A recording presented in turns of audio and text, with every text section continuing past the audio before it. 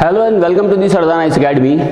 In the previous session we have discussed about Delhi Sultanate, and in Delhi Sultanate we discussed about the very first dynasty of Delhi Sultanate, that was slave dynasty. Now we are going to discuss about the next dynasty, Khilji dynasty.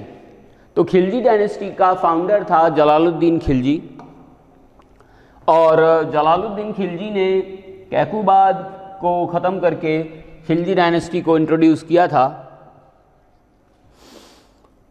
जब 1290 में 1290 में जलालुद्दीन खिलजी ने Khilji dynasty की foundation को develop किया, तो उस time उसकी एज काफ़ी ज़्यादा थी, मोर देन 60 ईयर्स की एज थी उस टाइम। तो इसीलिए इतना ज़्यादा वो लड़ाइयों में और एक्सट्रीमिज़म में नहीं दिखाई देता। उसने अपने भतीजे अलाउद्दीन खिलजी को आगरा के पास यमुना नदी के किनारे कड़ा, एक जागीर है, कड़ा का सूबेदार बना दिया। और कड़ा का सूबेदार बनाने के बाद अलाउद्दीन खिलजी ने मंगोलों के आक्रमणों को ख़त्म किया। तो मंगोलों के आक्रमणों को ख़त्म करने की वजह से चाचा जलालुद्दीन खिलजी अपने भतीजे अलाउद्दीन खिलजी से मिलने दिल्ली से आगरा आता है, कड़ा आता है मतलब, और कड़ा में अलाउद्दीन खिलजी अपने चाचा को यमुना की सैर कराने के लिए शाम के टाइम में एक बोट में ले जाता है। केवल 2 ही लोग थे, और उसमें जब बोट यमुना के बीचों बीच पहुंचती है तो अलाउद्दीन खिलजी चाकू से जलालुद्दीन खिलजी की हत्या करके उसका शव वहीं भाग करके वापस लौटता है और अपने आप को दिल्ली का सुल्तान डिक्लेयर कर देता है। और इस तरीके से नेक्स्ट सुल्तान बन जाता है Alauddin Khilji. Jalaluddin Khilji established Khilji dynasty. The founder of Turkish dynasty, Jalaluddin Khilji, was 70 when he ascended the throne. He defeated the descendants of Balban. Being victorious, came to power. He was kind-hearted, mild, and trusting in nature. The most important event during the reign of Jalaluddin was attack on Yadav city of Devagiri. तो Devagiri south में एक बड़ी जगह थी जहाँ यादवों का वर्चस्व था। तो वहाँ पर जलालुद्दीन ने अटैक किया और उनको जीता भी।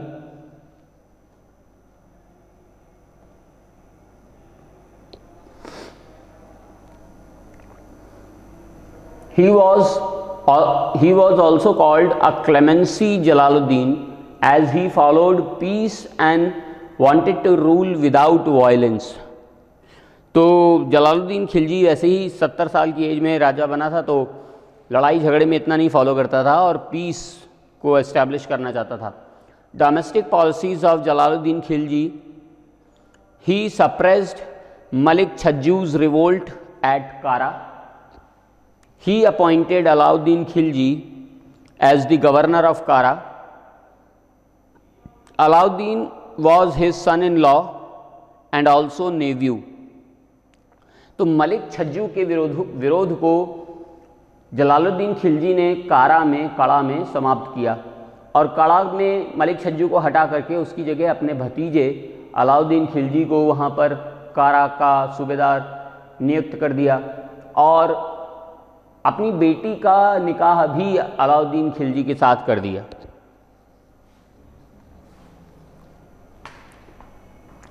मंगोल इन्वेजन 1292, मतलब जलालुद्दीन के असैसिनेशन, जलालुद्दीन के कोरोनेशन के बाद 2 साल के बाद, in 1292 Jalaluddin Khilji defeated the Mongols who had come up to Sunam. तो ये एक्चुअली जलालुद्दीन ने नहीं, उसके भतीजे या उसके सन इन लॉ अलाउद्दीन ने किया था। फिर Jalaluddin was treacherously murdered by Alauddin Khilji, his son-in-law, Jalaluddin's policies of peace was not liked by many. तो ये मंगोल्स के इन्वेजन को अलाउद्दीन खिलजी ने ख़त्म किया तो बहुत ज़्यादा खुश हुआ जलालुद्दीन, और बहुत ज़्यादा रिस्पॉन्सिबिलिटीज़ अलाउद्दीन खिलजी को देता रहा। 1296 में वो उससे मिलने आता है अलाउद्दीन से, और उसको अलाउद्दीन मार देता है। 1296 में अलाउद्दीन खिलजी अगला रूलर बन जाता है, और ये कहा जाए कि दिल्ली सल्तनत में सबसे पहला रूलर था जिसने बहुत ज़्यादा रिफॉर्म किए, चाहे वो मिलिट्री रिफॉर्म हो, चाहे वो लैंड रिफॉर्म, मार्केट रिफॉर्म, बहुत सारे रिफॉर्म्स उसने किए।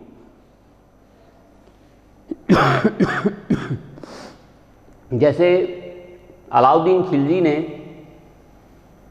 पहली बार सिपाहियों को, उसका मेन मोटिव ये था कि पूरे इंडिया पर खिलजी डायनेस्टी को एस्टैब्लिश करना, और पूरे इंडिया पर खिलजी डायनेस्टी को एस्टैब्लिश करने के लिए उसे बहुत बड़ी आर्मी चाहिए थी, और बहुत बड़ी आर्मी को अगर उसे एक्यूमुलेट करना है तो उसे आर्मी को, सोल्जर्स को, सिपाहियों को सैलरी देनी होगी पर मंथ, और अगर पर मंथ सैलरी देनी होगी तो पर मंथ सैलरी देने के लिए उसे खजाने से सैलरी देनी होगी, तो खजाने में भी पैसा आना चाहिए लगातार, और खजाने में भी पैसा अगर आना चाहिए तभी तो इतना बड़ा एम्पायर एस्टैब्लिश हो पाएगा।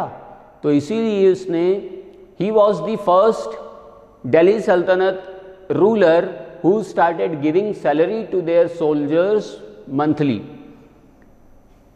And to fulfil the treasuries he introduced market control system। तो उसने खजाने को भरने के लिए मार्केट कंट्रोल सिस्टम को इंट्रोड्यूस किया। उसने मार्केट पर टैक्स लगा दिया, कंट्रोलिंग कर दी, और हर चीज़ को बेचने खरीदने पर टैक्स लिया जाने लगा। और इस टैक्स को देखने के लिए कि हर कोई टैक्स पे कर रहा है या नहीं, एक ऑफिसर अपॉइंट कर दिया जिसका नाम था शहनाए मंडी और मुहत्सिब। और इस तरीके से अब ट्रेजरी में, खजाना में पैसा आने लगा, और उस पैसे को ये सेना में सिपाहियों को देता गया, और सिपाही इससे जुड़ते गए, और बहुत बड़ी आर्मी इसने एस्टैब्लिश कर ली, और इसने पूरे साउथ इंडिया को जीता। पहले तो इसने गुजरात पर अटैक किया, और गुजरात से इसने मलिक काफूर नाम का एक सिपाही, एक सेनापति, एक सिपह सालार जीता, और फिर मलिक काफूर को इसने साउथ इंडिया भेज दिया, और पूरा साउथ इंडिया मलिक काफूर ने जीत करके इसको दिया।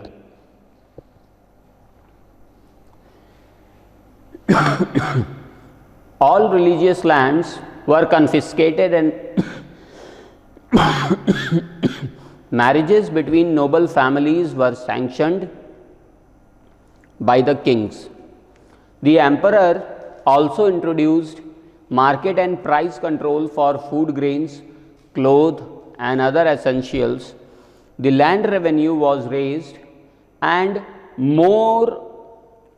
made more efficient.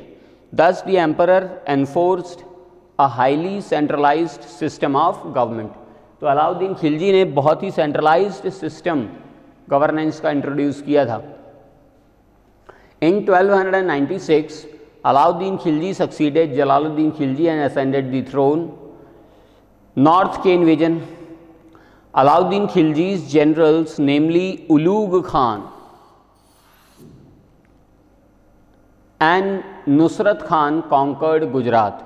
तो उलूग खान और नुसरत खान ने गुजरात को जीता। He captured Ranthambore and killed Hamir Dev.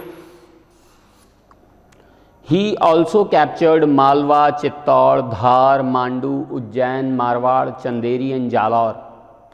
तो इतनी सारी रियासतों पर उसने कब्जा जमा लिया।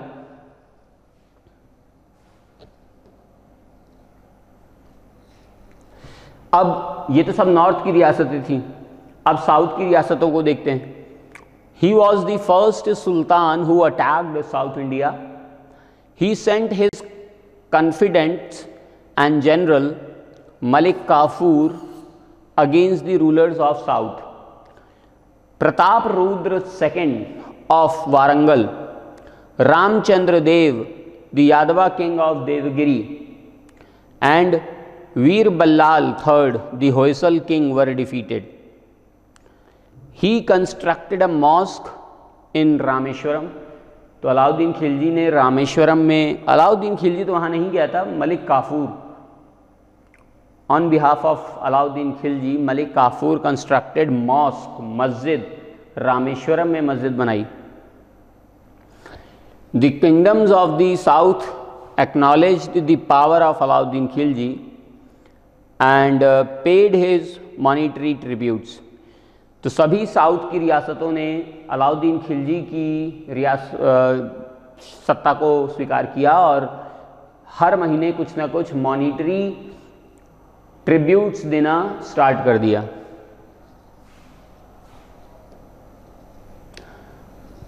Mongol invasion. Alauddin successfully resisted the Mongol invasion more than 12 times. लगभग 12 से भी ज़्यादा बार अलाउद्दीन खिलजी ने मंगोलों के आक्रमणों को शांत किया. To know more about domestic policies of Alauddin Khilji, Alauddin followed the divine right theory of kingship. Divine right theory of kingship. He introduced 4 ordinances to prevent repeated revolts. तो बार बार होने वाले विद्रोहों को शांत करने के लिए उसने 4 अध्यादेश जारी किए. He impounded pious grants and free grants of land. तो उसने बहुत ज़्यादा ज़मीन ग्रांट्स में देना स्टार्ट कर दिया. He restructured the spies system. Balban ने जो स्पाइस सिस्टम बनाया था दीवान बारिद नाम से, तो उसने फिर से री इंट्रोड्यूस किया अलाउद्दीन खिलजी ने. He banned social parties and wine. तो उसने सोशल पार्टीज़ पर प्रतिबंध लगा दिया और शराब पर भी प्रतिबंध लगा दिया. He introduced a permanent standing army. और उसने पहली बार इंडिया में परमानेंट स्टैंडिंग आर्मी इंट्रोड्यूस की. He started system of branding of horses and descriptive roster of individual soldiers to inhibit corruption. तो करप्शन को रोकने के लिए उसने दाग और चेहरा ये सिस्टम इंट्रोड्यूस किए. करप्शन को रोकने के लिए कैसे तो देखिए होता क्या था, अमीर के पास 10 घोड़े होते थे, मलिक के पास 100, बख्शी के पास 1000, खान के पास 10,000. अब इन सबको सैलरी मिलती थी महीने की. अब मान लीजिए अमीर है, उसके पास 10 घोड़े हैं, उसने 10 घोड़े अपने बेच दिए हैं मार्केट में, पैसे की ज़रूरत थी तो 10 घोड़े मार्केट में बेच दिए. अब सैलरी का दिन आया तो उसने 4 घोड़े किसी से लिए, 4 घोड़े किसी से लिए, 2 घोड़े कहीं से लिए, 10 दिखा दिए और इस तरीके से सैलरी ले ली. तो ये चल रहा था. तो उसने दाग सिस्टम इंट्रोड्यूस किया कि अब जो घोड़ा एक बार काउंट हो जाएगा वो अब दोबारा काउंट नहीं हो सकता. दागना, घोड़े की पीठ पर दाग लगाना मतलब सील लगाना शुरू कर दिया गया. इसे दाग सिस्टम कहा गया. और अब एक घोड़ा एक ही बार काउंट किया जाएगा. तो ये करप्शन जो हो रहा था इसको रोक दिया. चेहरा, अब उस टाइम कोई बायोमेट्रिक स्कैनिंग तो थी नहीं जिससे एक बार आदमी की आइडेंटिटी पता चल जाए.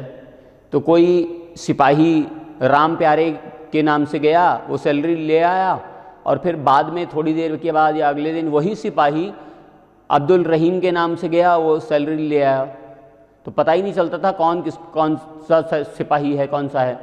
एक एक सिपाही 2-2 बार सैलरी ले लेता था.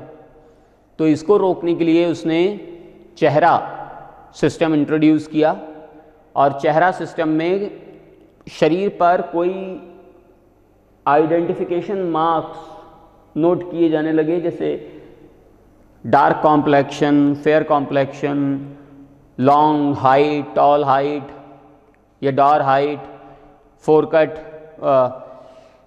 कट मार्क ऑन फोरहेड, या फिर इस टाइप से कुछ आइडेंटिफिकेशन मार्क हर बॉडी में होते हैं, वो नोट करना स्टार्ट कर दिया, जिसे चेहरा सिस्टम कहा गया। और इस तरीके से ये वाला करप्शन जो था इसको रोका गया। तो ये दाग और चेहरा सिस्टम अलाउद्दीन खिलजी ने ही इंट्रोड्यूस किया।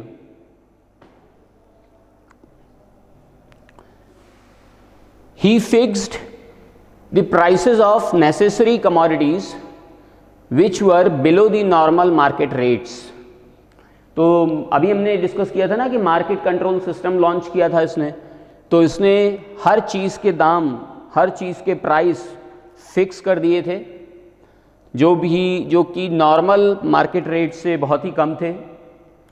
ही strictly prohibited black marketing, revenue was collected in cash and not in kind. तो जो भी रेवेन्यू कलेक्शन होता था वो हमेशा कैश की फॉर्म में होता था, काइंड की फॉर्म में, मतलब किसी ऑब्जेक्ट की फॉर्म में नहीं होता था कि गिफ्ट दे देते हैं तुम्हें, पैसे मत लो, गिफ्ट ले लो हमसे। तो ये नहीं होता था, केवल और केवल कैश की फॉर्म में रेवेन्यू कलेक्शन होगा। He followed discriminatory policies towards the Hindus and imposed jizya, a grazing tax and a house tax on the Hindu community. तो जो हिंदू कम्युनिटी थी उस पर उसने जजिया टैक्स लगा दिया, और जजिया वसूलने लगा हिंदुओं से, और हाउस टैक्स भी वसूलने लगा हिंदुओं से, ताकि जल्दी से जल्दी उसका ख़जाना भरे और उस ख़जाने से वो सैलरी दे सिपाहियों को और एक बड़ी एम्पायर एस्टैब्लिश करे। तो मार्केट कंट्रोल सिस्टम क्या था?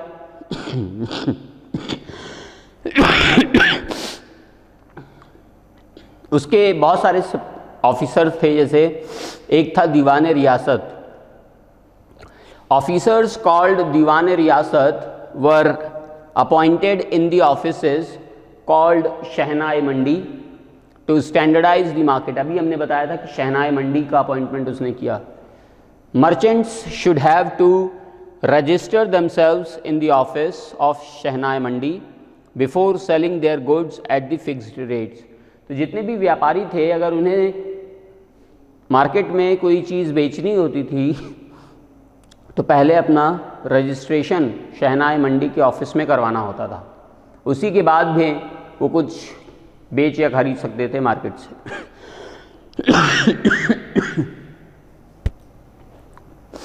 Alauddin Khilji's estimates he was the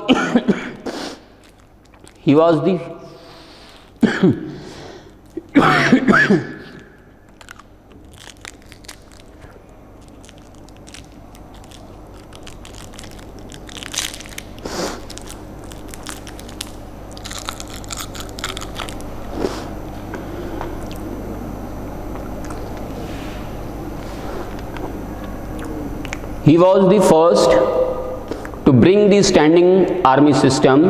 He constructed Alai Darwaza, the palace of the 1000 pillars and a fort of Siri.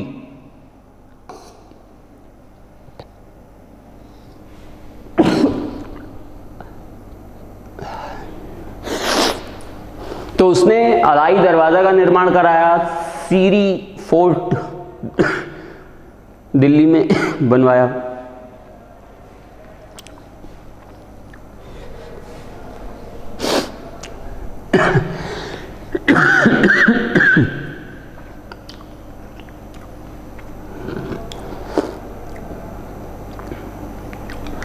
Alauddin Khilji के बारे में जो भी इंफॉर्मेशन मिलती है वो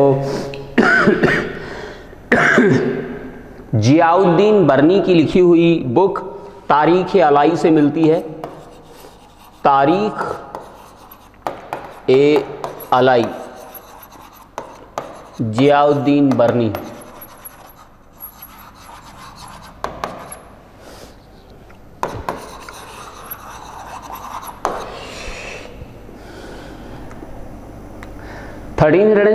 में 1316 में अलाउद्दीन खिलजी की डेथ हो जाती है, और अलाउद्दीन खिलजी की डेथ के बाद उसका बेटा मुबारक शाह खिलजी अगला रूलर बनता है।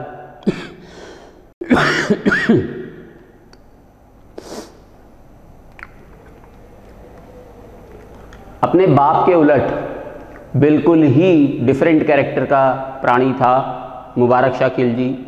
वो दरबार में कभी कभी महिलाओं के कपड़े पहन के आ जाता था, कभी बिना कपड़ों के ही आ जाता था, और इस तरीके से वो एक केवल कॉमिक कैरेक्टर के रूप में ही जाना जाने लगा था बस। नासिरुद्दीन खुसरो शाह 1320 में मुबारक शाह खिलजी की हत्या करके नासिरुद्दीन खुसरो शाह अगला रूलर बना, लेकिन ज़्यादा समय तक वो भी नहीं रह पाया और उसकी भी हत्या कर दी गाजी मलिक नाम के एक व्यक्ति ने।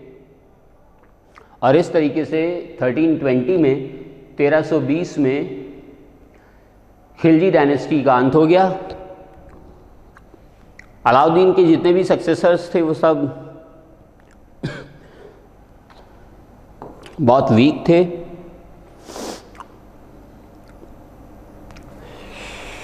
Eventually in 1320 the governor of Punjab Ghazi Malik led a group of nobles conquered Delhi and captured the throne। तो गाजी मलिक जो था ये खिलजी का ही नोबल था, सामंत था, और उसी ने ही दिल्ली पर कब्जा जमा लिया खुसरो शाह की हत्या करके।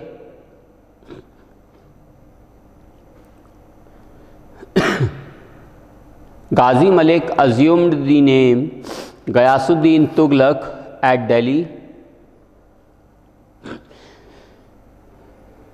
and founded Tughlaq dynasty। तो यही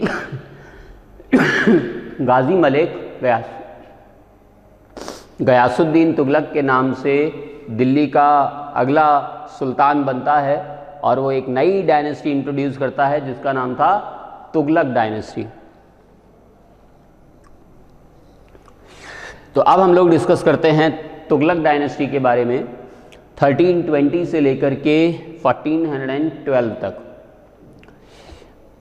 तो गाजी मलिक जो था ये गयासुद्दीन तुगलक के नाम से दिल्ली में तुगलक डायनेस्टी को इंट्रोड्यूस करता है। वो कारोना तुर्क ट्राइब से बिलोंग करता था। गयासुद्दीन तुगलक ने इंडिया में देवगिरी पर अटैक किया और देवगिरी को जीता, और देवगिरी को जीत करके देवगिरी का नाम उसने बदल करके दौलताबाद कर दिया और तब से वो दौलताबाद के नाम से जाना जाता है। इसके अलावा गयासुद्दीन तुगलक ने इंडिया में सिंचाई के लिए नहरें खुदवाने का काम सबसे पहले शुरू किया। He introduced canal system for the irrigation purpose in India। मतलब अगर क्वेश्चन पूछा जाए कि सबसे पहले किसने नहरें खुदवाई तो गयासुद्दीन तुगलक, सबसे ज़्यादा नहरें किसने खुदवाई तो वो फिरोज शाह तुगलक। तो ये अभी हम लोग गयासुद्दीन तुगलक की बात कर रहे हैं। Therefore he is known to develop irrigation through canal system in India. फिर गयासुद्दीन तुगलक की डेथ के बाद उसका बेटा जौना खान मोहम्मद शाह तुगलक के नाम से अगला रूलर बनता है। मोहम्मद शाह तुगलक MBT, जैसा कि आप इमेज में देख पा रहे हैं, यह है मोहम्मद शाह तुगलक, मोहम्मद बिन तुगलक। 1321 से लेकर के 1351 तक लगभग 25 वर्ष का कार्यकाल रहा इसका, MBT का, मोहम्मद बिन तुगलक का। बहुत पढ़ा लिखा रूलर था, लेकिन पढ़ाई लिखाई होना प्रैक्टिकल नॉलेज होने से बिल्कुल डिफरेंट है। अगर आप बहुत ज़्यादा पढ़े लिखे हैं लेकिन प्रैक्टिकली बिल्कुल इम्प्रैक्टिकल हैं तो भी आप कुछ नहीं कर सकते, और वही हाल हुआ मोहम्मद बिन तुगलक के साथ। मोहम्मद बिन तुगलक वैसे तो पढ़ा लिखा था, लेकिन बहुत ज़्यादा क्रिटिसाइज किया गया और पागल राजा तक कहा गया मोहम्मद बिन तुगलक को। अब पागल राजा कहने के पीछे रीज़न ये है कि उसने 5 पॉलिसीज़ बनाई थी मोहम्मद बिन तुगलक ने, और ये 5 पॉलिसीज़ अगर हिट हो जाती तो आज हम अकबर को महान कह रहे हैं, हो सकता है मोहम्मद बिन तुगलक को महान कह रहे होते, लेकिन ये पाँचों की पाँचों बुरी तरीके से फ्लॉप हुई। अब चाहे इम्प्लीमेंटेशन की कमी कहिए, चाहे किस्मत की खराबी कहिए, जो भी रहा हो, ये पाँचों की पाँचों बुरी तरह से फ्लॉप हुई और इसी वजह से इसे पागल राजा कहा गया।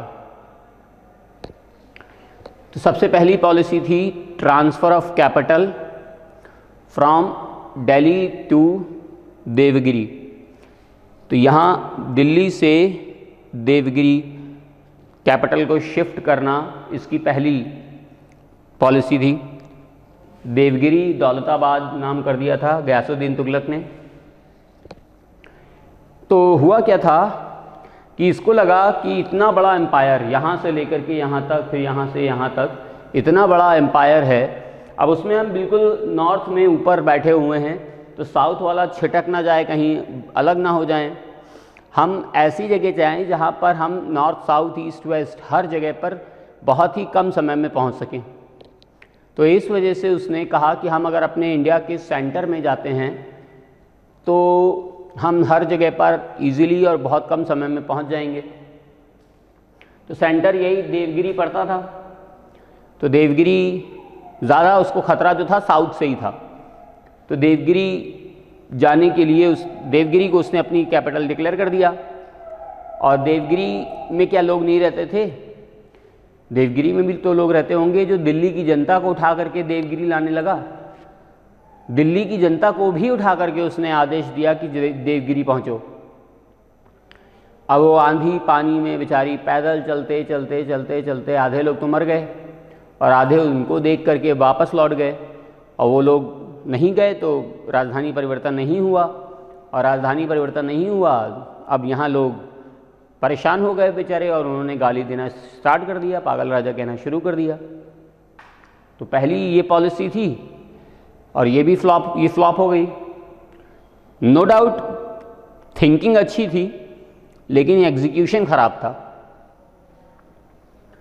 Introduction of token currency. तो देखिए क्या हुआ कि उस समय जो करेंसी इंडिया में चलती थी वो थी चांदी का टंका। इल्तुतमिश ने जो लॉन्च किया था, चांदी का टंका चलता था।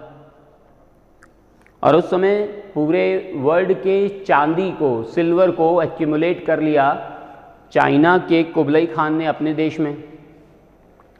तो चाइना की शॉर्टेज हो गई इंडिया में, चांदी की शॉर्टेज हो गई इंडिया में सिल्वर की, और सिल्वर की शॉर्टेज हो गई तो करेंसी नहीं थी किसी के पास, और करेंसी ही नहीं थी किसी के पास, तो अब चीज़ें कैसे खरीदी जाएं?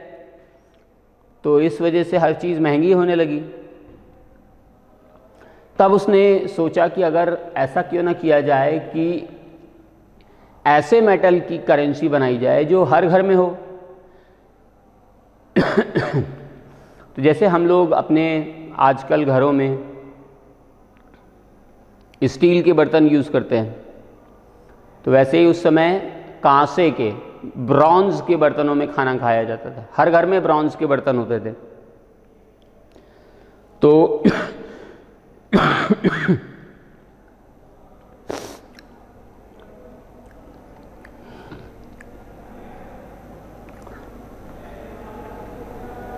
तो उसने ब्रॉन्ज की करेंसी इश्यू कर दी, और ब्रॉन्ज की करेंसी इश्यू कर दी तो अब हर घर में ब्रॉन्ज था। लोगों ने अपने घरों के बर्तन गला गला करके सिक्के बनाना स्टार्ट किया, कॉइन्स डेवलप करना स्टार्ट किया। इतने सारे कॉइन्स बने, इतने सारे कॉइन्स बने कि अब चीज़ें कम पड़ गई, कॉइन्स ज़्यादा हो गए। रिवर्स इकॉनमी हो गई, जिसकी वजह से उन्हें ये करेंसी वापस करनी पड़ी, वापस लेनी पड़ी, और इसके बदले में ख़जाने से उन्हें वापस पैसा पे करना पड़ा। पूरा ख़जाना खाली हो गया। ये पॉलिसी भी बुरी तरीके से फ्लॉप हो गई। सेकंड पॉलिसी, अब थिंकिंग अच्छी थी फिर, लेकिन वही एग्जीक्यूशन की कमी। Expedition for the conquest of Khorasan and Iraq.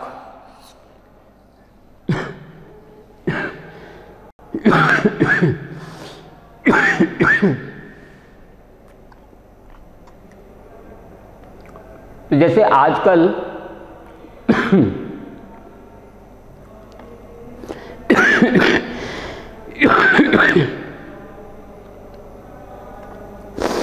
आजकल यूएसए को सुपर पावर माना जाता है, वैसे उस समय खुरासान को सुपर पावर माना जाता था। जो भी खुरासान का रूलर होता था वो सबसे बड़ा पावरफुल रूलर कहलाता था। तो मोहम्मद बिन तुगलक ने सोचा, उस समय खुरासान का रूलर जो था उसकी डेथ हो चुकी थी, तो मोहम्मद बिन तुगलक ने सोचा कि क्यों ना हम खुरासान पर अटैक कर दें, और हम खुरासान पर अटैक कर देंगे तो पूरे दुनिया के सबसे ताकतवर, सबसे ज़्यादा स्ट्रॉन्ग रूलर हम ही बन जाएंगे, मोहम्मद बिन तुगलक। तो उसने, थिंकिंग तो अच्छी थी, लेकिन इराक में पहुंचना सेना लेकर के कोई आसान काम थोड़ी ना है। तो फिर यही हुआ, सेना को उसने भेज दिया। अब इसके लिए खुरासान जो था ना इराक में था, और इराक के वेस्ट में इजिप्ट है और ईस्ट में इंडिया। तो उसने इजिप्ट के रूलर तोगान तिमिर के साथ फ्रेंडशिप की, और तोगान तिमिर से कहा कि आप और हम अगर वहाँ पहुँचेंगे तो हमारी आर्मी को कोई हरा नहीं पाएगा। तो तोगान तिमिर की भी समझ में आ गया, और दोनों ने कहा कि चलिए ठीक है, इसी बात पे हम लोग अपनी आर्मी को और बड़ा करते हैं और मिलाते हैं। आज से ठीक 1 महीने के बाद इस तारीख से हम चलना स्टार्ट करेंगे। तो दोनों ने एग्रीमेंट कर लिया, तोगान तिमिर और मोहम्मद बिन तुगलक ने। तो जब मूवमेंट का टाइम आया, 1 महीने हो गए कम से कम, उसी समय तोगान तिमिर की डेथ हो गई, और तोगान तिमिर की डेथ हो गई तो मिस्र साइडलाइन हो गया, और मिस्र साइडलाइन हो गया तो इनका अकेले इतना आर्मी नहीं थी कि ये वहाँ पर जाकर के जीत पाते। तो इन्होंने जो अपनी आर्मी एक्यूमुलेट की 1 महीने में, 1-2 लाख लोग, उनको बैठा करके खिलाया, सैलरी दी, वो सब वेस्ट चला गया। और ये जो पॉलिसी थी ये भी बेकार चली गई, फ्लॉप हो गई, नुकसान अलग हो गया, कॉन्क्वेस्ट ऑफ खुरासान। चौथी पॉलिसी थी कॉन्क्वेस्ट ऑफ कराचिल।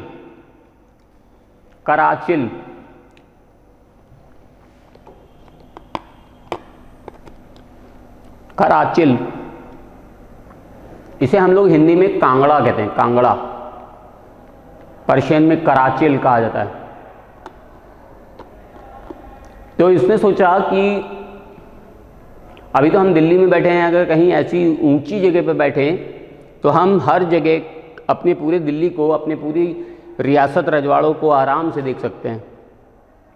उसके लिए हमें ऊंची जगह पे बैठना होगा, पहाड़ पर, और पहाड़ सबसे ऊंचा है कांगड़ा, कराचिल। तो क्यों ना वहीं पे बैठें। तो कराचिल पर, हिमालय पर इसने अपनी सेनाएं चढ़ा दी। तो जब उसने सेनाएं भेजी ऊपर, तभी लैंडस्लाइड हो गया, चट्टानें टूट टूट करके नीचे गिरने लगीं, और उसके साथ चट्टानों के साथ इसके सिपाही भी नीचे गिरते गए, बहते गए यमुना में, और इस तरीके से बहुत ज़्यादा नुकसान हुआ, और ये योजना भी बुरी तरीके से फ्लॉप हो गई। 5वीं थी increase in land revenue in Doab. Doab में लैंड रेवेन्यू में इंक्रीमेंट करना। तो दोआब मतलब गंगा यमुना का क्षेत्र। तो इन्होंने, अब इतना ज़्यादा नुकसान हो ही चुका था 4 पॉलिसी के फेल हो जाने से, तो जब भी उस समय के रूलर्स को पैसे चाहिए होते थे तो वो दोआब में हाई टैक्सेशन कर देते थे और पैसा आ जाता था। तो इसने भी यही किया, हाई टैक्सेशन कर दिया दोआब में। लेकिन इनकी तो किस्मत ही ख़राब थी। इन्होंने जब हाई टैक्सेशन किया है गुजरात में, उस समय दोआब में जिस समय हाई टैक्सेशन किया इन्होंने, उस समय दोआब में अकाल पड़ गया था, और अकाल पड़ गया तो किसानों के पास पैसे ही नहीं थे, फसल ही नहीं हो रही थी और दुगना लगान देना पड़ रहा था। तो किसानों ने विरोध किया इस चीज़ का और मोहम्मद बिन तुगलक का, जिसकी वजह से मोहम्मद बिन तुगलक को ये पॉलिसी भी विड्रॉ करनी पड़ी और ये पॉलिसी भी फेल हो गई। तो इस तरीके से ये 5 पॉलिसी बनाई और इन 5 पॉलिसी के बुरी तरीके से फ्लॉप हो जाने की वजह से मोहम्मद बिन तुगलक को पागल राजा या सनकी राजा कहा जाता है। मोहम्मद बिन तुगलक के बारे में जो इन्फॉर्मेशन मिलती है वो मोरक्को से आए हुए एक ट्रैवलर से मिलती है जिसका नाम था इब्न बतूता। इब्न बतूता बगल में जूता, पढ़िए पोएम कि नहीं? Ibn Battuta. तो ये इब्न बतूता मोहम्मद बिन तुगलक के टाइम पर इंडिया आया और इसने मोहम्मद बिन तुगलक की बायोग्राफी लिखी। इस बायोग्राफी का नाम है रहला। रहला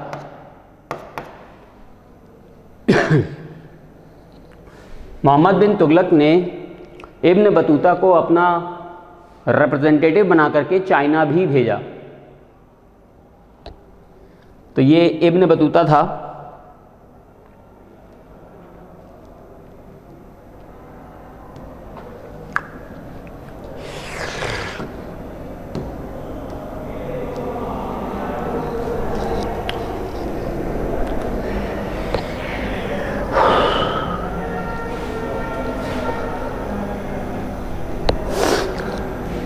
Ghazi Malik ascended the throne as Sultan Ghiyasuddin Tughlaq Shah in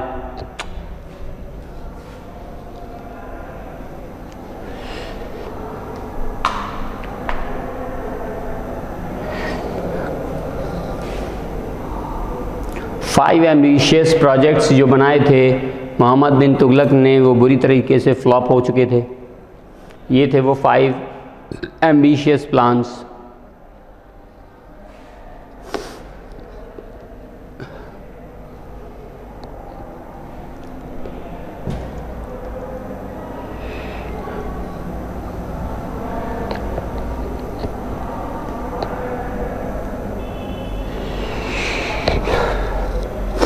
ये टोकन करेंसी है, ये मोहम्मद बिन तुगलक है, ये दिल्ली का किला है।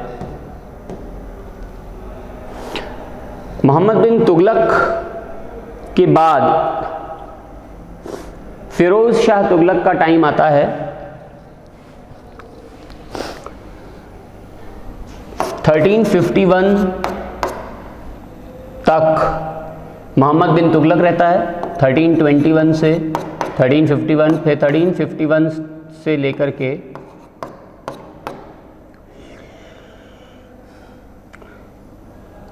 कुछ समय तक तुगलक डायनेस्टी डिस्टर्ब रहती है, कोई नहीं रहता। फिर 1388 से लेकर के 1412 तक फिरोज शाह तुगलक का समय रहता है।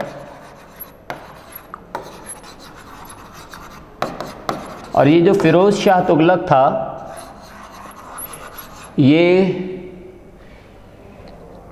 चचेरा भाई था मोहम्मद बिन तुगलक का, कज़न ब्रदर। फिरोज शाह तुगलक ने भी बहुत ज़्यादा रिफॉर्मेटिव वर्क किए हैं दिल्ली सल्तनत में।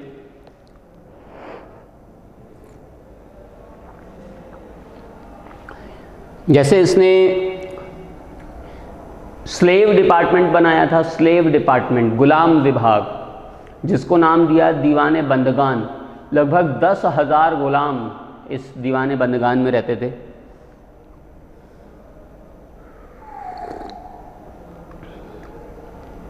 सबसे ज़्यादा नहरें खुदवाने का काम भी फिरोज शाह तुगलक ने किया और फिरोज शाह तुगलक ने नहरें खुदवाने पर जो कर वसूलना शुरू किया सिंचाई कर के नाम से, इस सिंचाई कर को, इरिगेशन टैक्स को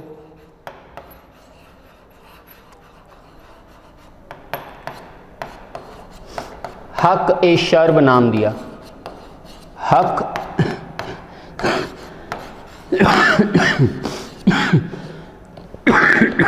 हक ए शर्ब। फिरोज शाह तुगलक को बेनिवोलेंट डेस्पॉट कहा जाता था। बेनिवोलेंट डेस्पॉट, निरंकुश शासक। मतलब इससे पहले के जितने भी रूलर थे वो सब मुल्ला, मौलवी, उलेमा इन सब से पूछ पाछ करके ही काम करते थे। जो भी उनके गाइडलाइंस होते थे वो उन्हीं के अकॉर्डिंग वर्क करते थे। लेकिन इसने किसी से ना पूछा, और अगर कोई बताता भी था वो तो कह देता था भैया कि तुम अपना काम करो, हमें अपना करने दो। तो इस तरीके से ये निरंकुश शासक था, बेनिवोलेंट डेस्पॉट था। उसने वेलफेयर वर्क भी बहुत किए और जो उसका मन आया वो उसने किया।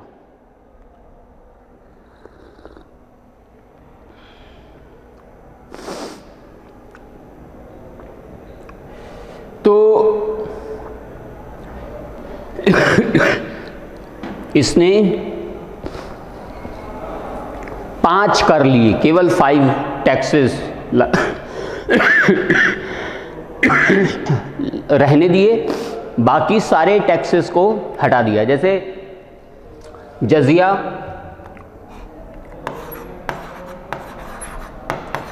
ज़कात,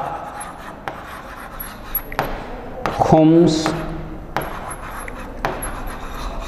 खराज, ये तो पहले से चले आ रहे थे, इनको एज इट इज इसने रहने दिया, इसको इनको ख़त्म नहीं किया। और जो 5वां टैक्स लिया वो था ये हक़ शर्ब, इरिगेशन टैक्स। जजिया नॉन मुस्लिम्स से लिया जाने वाला टैक्स था। जो नॉन मुस्लिम्स थे उन्हें ये टैक्स देना पड़ता था, जजिया। तो ऐसा नहीं था कि केवल नॉन मुस्लिम्स ही टैक्स पे करते हैं, मुस्लिम्स को भी टैक्स वसूलना था, मुस्लिम्स को भी टैक्स देना था। वो टैक्स था ज़कात। ज़कात का मतलब होता है हर मुस्लिम को अपने टोटल अर्निंग का 5वां हिस्सा चैरिटी करना होगा, डोनेट करना होगा, तो ये ज़कात कहलाता है। तो ये जजिया नॉन मुस्लिम्स, ज़कात मुस्लिम्स, खुम्स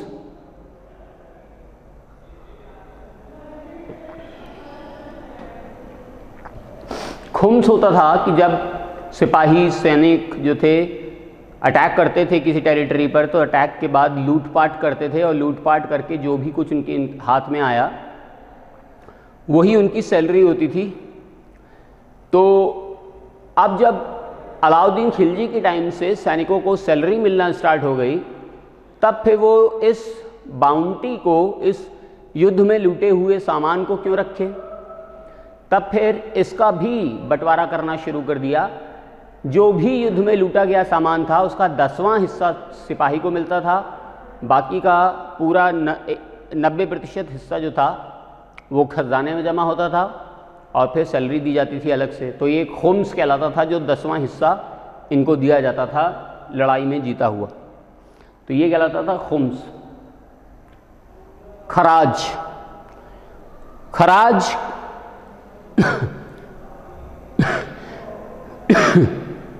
लैंड प्रोडक्शन टैक्स।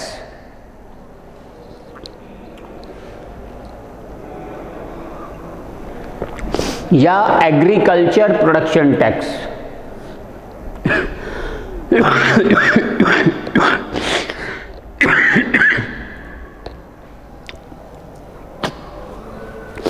भूमि की उपज का 1/6वां हिस्सा, 1/6 पार्ट किसान को दिया जाता था, बाकी खजाने में जमा होता था। तो ये टैक्स लगाए उसने, बाकी सारे टैक्सेस उसने बंद कर दिए फिरोज शाह तुगलक ने।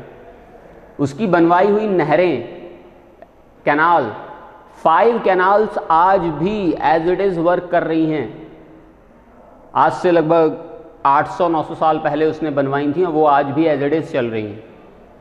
दीवाने बंदगान इसने बनवाया, दीवाने इंशा इसने बनवाया,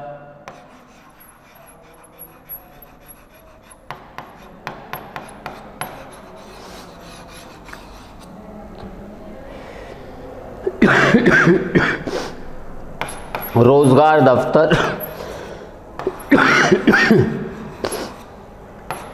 दफ्तर रोजगार इसने खुलवाया। अनएम्प्लॉयड के लिए।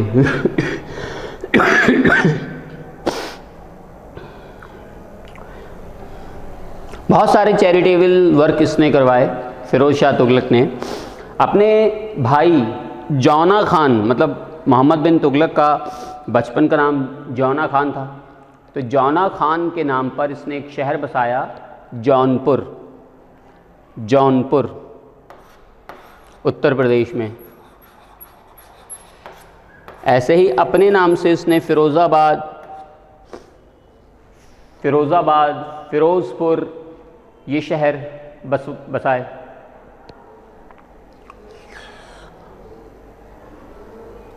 चौदह सौ 12 में इसकी डेथ हो गई और फिर एक नई डायनेस्टी का डेवलपमेंट होता है जिसका नाम था सैयद डायनेस्टी। 1414 से लेकर के 1451 तक सैयद खिज्र खान इसका फाउंडर था और लगभग 37 ईयर्स तक ये डायनेस्टी चलती रही। केवल 4 ही रूलर इसमें थे मेन, खिज्र खान, मुबारक शाह, मोहम्मद शाह, आलम शाह, और फिर आलम शाह के बाद ये ख़त्म भी हो जाती है।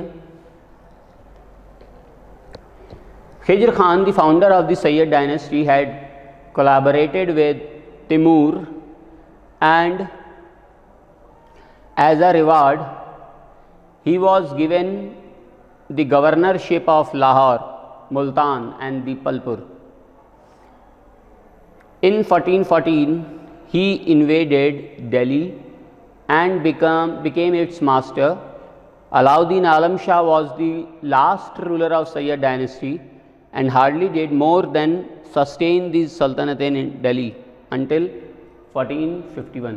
तो देखिए 1398 में 1398 में दिल्ली पर तैमूर का अटैक हुआ था। तैमूर एक तुर्क था, तो तैमूर का अटैक हुआ, तो तैमूर के अटैक को सपोर्ट किया खिज्र खान ने। खिज्र खान इसी तैमूर का गुलाम था, सेवक था, दास था, सर्वेंट था। तो 1398 में खिज्र खान ने तैमूर की हेल्प की थी दिल्ली पर जीतने के लिए। तो जब तैमूर यहाँ से गया, दिल्ली को जला वला करके, राख करके, लूटपाट करके, तो खिज्र खान को यहाँ लाहौर, मुल्तान और दीपलपुर का गवर्नर बना गया। तो गवर्नर बन गया अब ये खिज्र खान, और फिर उसने 1414 पर दिल्ली पर अटैक किया, क्योंकि उस समय तैमूर तो जा चुका था और कोई ऐसी राजवंश था नहीं दिल्ली में, खाली पड़ा था दिल्ली। तो 1414 में दिल्ली पर अटैक करके दिल्ली को जीत लिया खिज्र खान ने, और वहाँ पर सैयद डायनेस्टी एस्टैब्लिश की। 37 ईयर्स तक सैयद डायनेस्टी रूल करती है दिल्ली पर। लास्ट रूलर था सैयद डायनेस्टी का दिल्ली का आलम खान, आलम शाह, और फिर आलम शाह की डेथ के बाद एक नई डायनेस्टी डेवलप होती है दिल्ली में जिसका नाम था लोधी डायनेस्टी। लोधी डायनेस्टी का फाउंडर था बहलोल लोधी। बहलोल लोधी ने आलम शाह की हत्या की और लोधी डायनेस्टी को दिल्ली में एस्टैब्लिश किया। ये अफ़गान डायनेस्टी थी। इंडिया में देखिए 2 अफ़गान रूल हुए हैं। पहला अफ़गान रूल था लोधी शासन, लोधी डायनेस्टी, और दूसरा अफ़गान रूल था सूरी, शेर शाह सूरी। तो Lodhi dynasty was the first Afghan rule in India. It was established by Bahlol Lodi, conquered territories around Delhi by being in war for 26 years, extended authority over Jaunpur, Rawal, Etawah, Mewar, Gwalior। इसने बहलोल लोधी ने जो coins चलाए, ये coins मुग़लों के time तक चलते रहे। इन्हें बहलोली कॉइन्स कहा गया। तो ये बहलोल लोधी ही था जिसने लोधी डायनेस्टी को एस्टैब्लिश किया था। Lodhi dynasty was a Pashtun dynasty that was the last to rule in Delhi सल्तनत।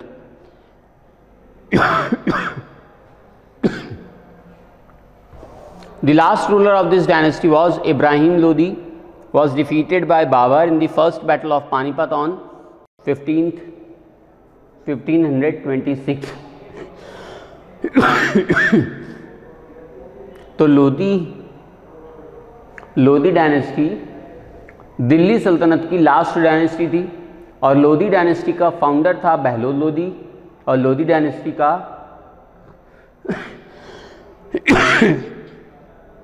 लास्ट रूलर था Ibrahim Lodi. Ibrahim Lodi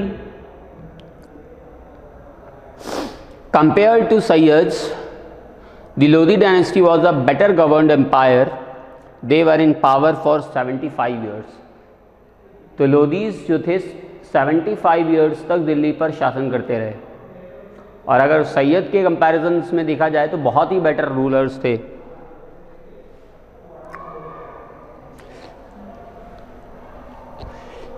After 37 years of chaotic rule, Behlol Lodi, recognized as primus inter pares by his compatriots, acquired control of Delhi and laid the foundation of Lodi dynasty. The Lodi ruled for 75 years, were Afghans by race. The last Lodi Sultan Ibrahim Lodi was defeated and killed by Babur in the first battle of Panipat in 1526. With the fall of Lodis, the Sultanate of Delhi also ended. तो इब्राहिम लोदी की मृत्यु के बाद दिल्ली सल्तनत का भी अंत हो गया और बाबर ने मुगल एम्पायर की नींव रखी।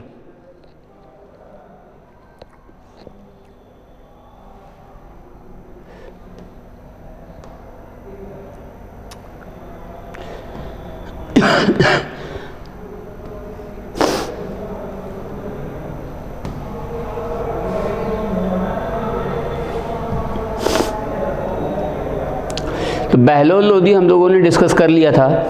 बहलोल लोदी के बाद उसका बेटा आता है जिसका नाम था सिकंदर लोदी।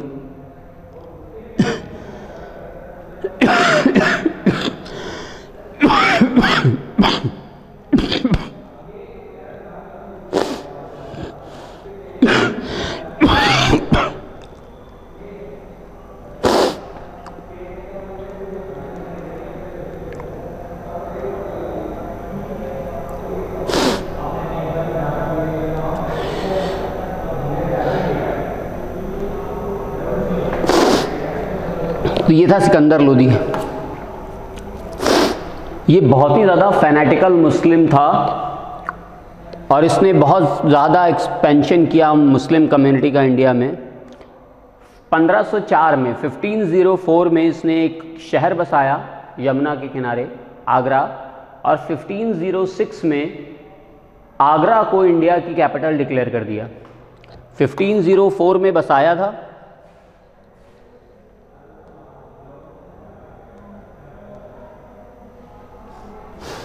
1504 में सिटी डेवलप की थी आगरा और 1506 में कैपिटल बना दिया गया था। तो तब से लेकर के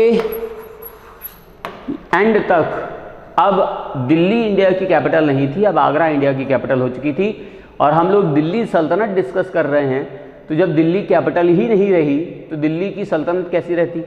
और इसी वजह से लोदी डायनेस्टी के एंड पर दिल्ली सल्तनत भी ख़त्म हो गई और मुग़ल एम्पायर इस्टेब्लिश हुई। इसने बिहार और वेस्ट बंगाल को भी जीता सिकंदर लोदी ने। इसने बहुत सारे मंदिरों को तोड़वाया मथुरा में। इसने लैंड को मेजर करने के लिए गज ए सिकंदरी नाम से एक यूनिट इंट्रोड्यूस की, गज ए सिकंदरी। गज जो होता है ना, जैसे 22 यार्ड का क्रिकेट फील्ड होती है 22 गज की, तो ये जो गज होता है ये सिकंदर लोदी ने ही इंट्रोड्यूस किया। दिल्ली में इसका मकबरा सिकंदरा में बनवाया गया है। फिर इसके बाद सिकंदर लोदी के बाद इसका बेटा इब्राहिम लोदी अगला रूलर बना। Ibrahim Lodi Ibrahim Lodi was the last ruler of Delhi सल्तनत। 1517 में इब्राहिम लोदी की लड़ाई राणा सांगा से होती है। इसे बैटल ऑफ घटोली कहा जाता है, बैटल ऑफ घटोली। और इस बैटल ऑफ घटोली में राणा सांगा इब्राहिम लोदी को हरा देता है और इस तरीके से इब्राहिम लोदी के हाथ से राजपूताना निकल जाता है। फिर 1526 में इब्राहिम लोदी के चाचा और इब्राहिम लोदी के भाई दौलत खान लोदी और आलम खान लोदी ये इब्राहिम लोदी को हटाने के लिए कॉन्स्पिरेसी करते हैं और कॉन्स्पिरेसी करके एक फॉरेनर को इंडिया में इनवाइट करते हैं जिसका नाम था बाबर। तो बाबर दौलत खान लोदी और दौलत खान लोदी और आलम खान लोदी के इनविटेशन पर इंडिया आता है और पानीपत के पहले युद्ध में, फर्स्ट बैटल ऑफ पानीपत में 1526 में इब्राहिम लोदी को हराता है। Ibrahim Lodi was the only ruler of Delhi Sultanate who died during battlefield in medieval Indian history. मध्यकालीन इतिहास में दिल्ली सल्तनत में एक ही मात्र ऐसा रूलर हुआ जो लड़ते लड़ते जिसने अपने प्राण दे दिए, वो था इब्राहिम लोदी। और इस तरीके से इब्राहिम लोदी की डेथ हो जाने के बाद बाबर ने आगरा और दिल्ली के तख्त पर मुग़ल एम्पायर की नींव रखी और दिल्ली सल्तनत फिनिश हो गया। तो अब हम लोग नेक्स्ट टर्न पर मुग़ल एम्पायर डिस्कस करेंगे। आज इतना ही। Thank you. Have a nice day.